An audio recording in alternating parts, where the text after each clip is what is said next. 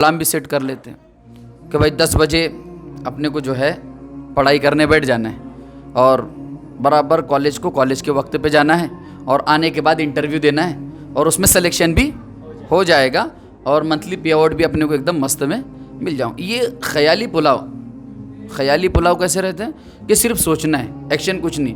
اسی بندے کو آپ جا کر دیکھو گے وہ 10 بجے تک سویا ہوا ہے، 10 بجے تک اس نے اپنا ناشتہ بھی نہیں کیا ابھی۔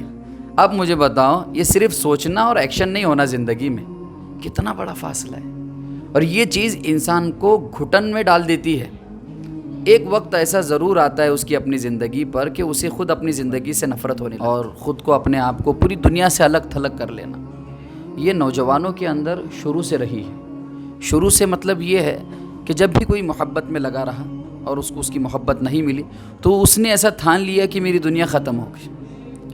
ماں باپ کا ذکر بیچ میں ہوا تھا، ماں باپ اس کی دنیا تھی، ماں باپ کو اس نے ترک کر کے اس نئے نویلی لڑکی کے لیے اپنی دنیا بنا لی کہ اسی کے ارد گرد میری دنیا ہوگی۔ یہی مسئلہ ہے۔ ایکچول نوجوانوں کے اندر یہ جو بیداری آ رہی ہے، یہ جو گمراہی آ رہی ہے، یہ اپنے دماغ پر اثر دینے کی وجہ سے، زور دینے کی وجہ سے، کیونکہ انہیں موٹیویشنل اسپیکرز پسند آتے ہیں، ان کی وہ اسپیچز سن لیتے ہیں اور سننے کے بعد یہ جذبہ آتا ہے کہ صبح میں 4 بجے اٹھنا ہے۔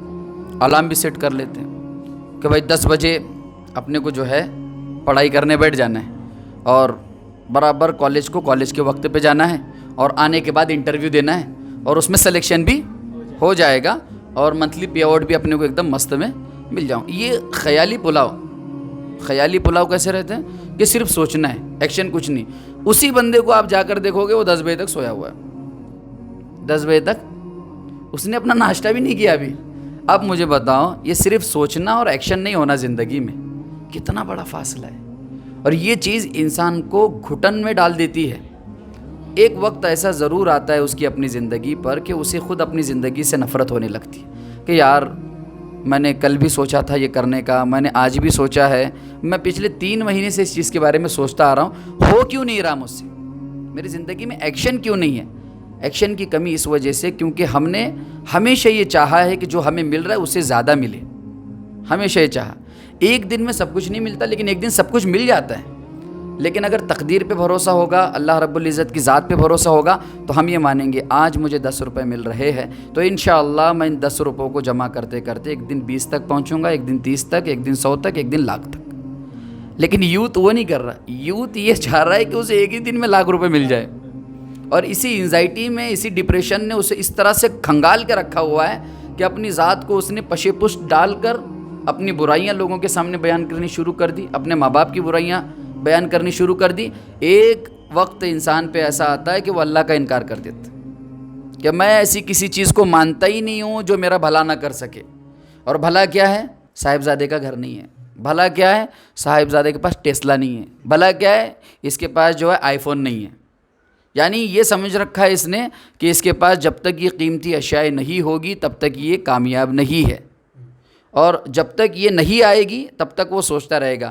حالانکہ اللہ کے نبی صلی اللہ تعالیٰ علیہ وسلم تمام لوگوں کے تعلق سے، جتنے بھی ان کے بعد اور ان سے پہلے اور قیامت تک جتنے بھی لوگ آئیں گے، ان تمام لوگوں کے بارے میں گولڈن آپ صلی اللہ علیہ وسلم نے لائن کہی ہے کہ ابن آدم کا پیٹ قبر کی مٹی کے سوا کوئی چیز نہیں بھر سکتی۔ کتنا بھی کیوں نہ سوچتا رہ جائے، یہ کیوں نہیں ہو رہا، وہ کیوں نہیں ہو رہا، وہ کیوں ہوگا، وہی جو قسمت میں لکھا ہے ہوگا، وہی جو تقدیر میں لکھا ہے۔ آپ تقدیر سے آگے نہیں بڑھ سکتے۔